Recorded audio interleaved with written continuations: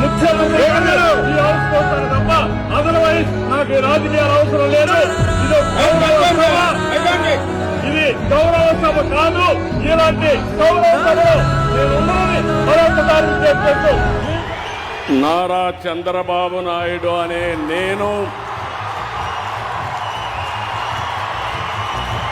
శాసనం ద్వారా నిర్మితమైన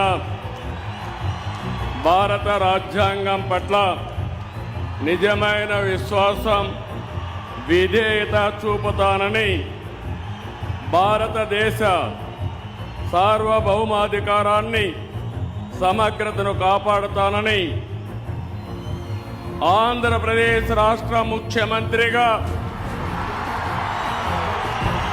నా కర్తవ్యాలను శ్రద్ధతో, అంతఃకరణ శుద్ధితో నిర్వహిస్తానని, భయం గాని, పక్షపాతం గాని, రాగద్వేషాలు గాని లేకుండా రాజ్యాంగాన్ని, శాసనాలను అనుసరించి ప్రజలందరికీ న్యాయం చేకూరుస్తానని దైవ సాక్షిగా ప్రమాణం చేస్తున్నాను.